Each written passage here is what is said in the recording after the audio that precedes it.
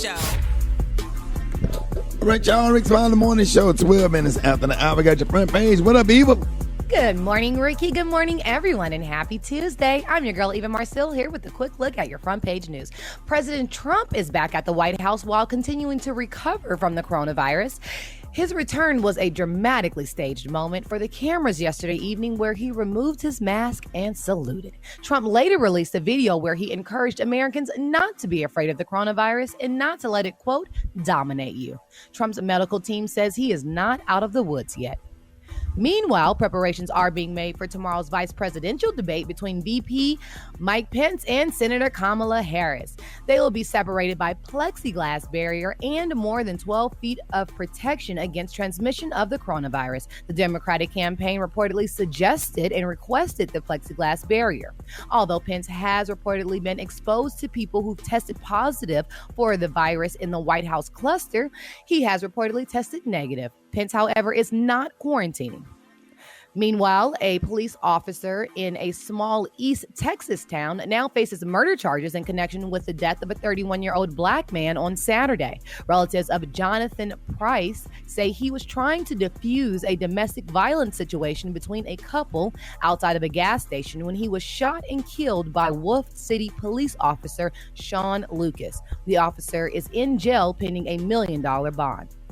Last, there's another hurricane threat for the Gulf Coast. Hurricane Delta formed in the Caribbean Sea last night and is set target for the U.S. Gulf Coast by Friday. Meteorologists say that Gulf Coast residents from southeast Texas to Florida should be on alert and prepared. If Delta does make landfall in the U.S., this will be the 10th named storm to do so this season, a new record. All right, that was a quick look at your front page news. For more, log on to the... Yes, sir. Listen, I've been watching the news, Donald Trump. What he do now? Donald Trump done walked off that helicopter with that mask. He took that mask off and got them lights shining up on him like he God or something. Boy, yo. Did you see that, the way he saluted? It was all staged. Then he saluted. Boy, why did y'all go out and vote for him? What in the world? Still clueless. Y'all go Saddam Hussein, the United States version. God. At least I appreciate that, Eva. I just had to laugh at that. Teasy Fo Sheezy, what's going down in sports, my brother?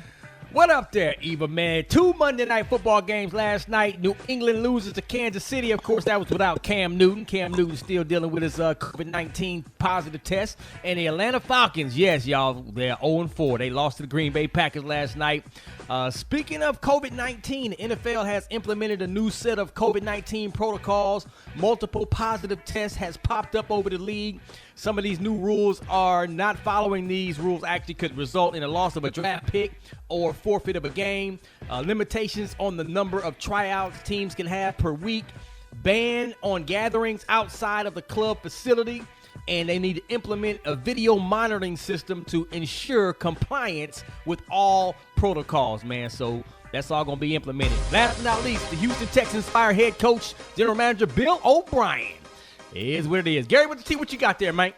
All right, y'all. Lance Gross, baby, he is speaking out, y'all. He said in the world how he had to battle with Tyler Perry over his beard. Now, they're saying, y'all, Lance said he spent years trying to convince his boss, Tyler Perry, to let him sport his now-signature beard on TV.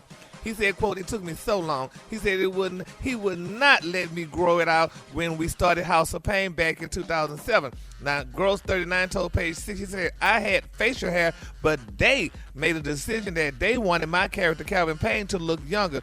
So I always had to shave, and I hated it." He said, "I hated every moment of it." Then he continued to say, "Y'all, it took me years to convince Tyler and the production to let me start rocking the facial hair." He said, "So I'm very happy." He said, "I think I've brought it up to them, so many times, and they said, okay." He said, "At one point, I was like, Calvin is married now. He has kids. Let him have facial hair," and they finally agreed to it, y'all. So we're so happy that Lance Gross could now wear his facial hair. But, I mean, isn't that kind of, Ricky, you wearing facial hair, aren't you?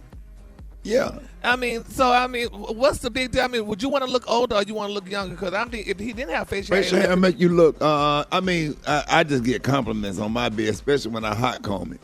Hot comb it? Yeah, my beard be much longer. My hair real coarse, right? Yeah. So when I put some heat on it, man, it look like a real big. Then I can shape it up. You remember, like with a straightening comb. I went and got me a straightening comb and got some Royal Crown grease and put in there. Old school. Not Royal Crown. And I got a little chick that's on drugs come over here, and I give her $10 and she come over here. Wait a minute. Get that thing right for me. Hold them up now. Well, the color today, baby, is shark skin on the hand. You say shark skin on the lunge. You say beautiful silver. That's your color for the day, honey. Brad, what's coming up next in the hot spot? $10. Coming up next in the hot spot, Taraji P. Henson is set to host a new talk show, and I'm going to tell you all about it up next. It's the Ricky Smiley I mean, she Morning be Show. trying to give me more money, but I don't be paying for the bill.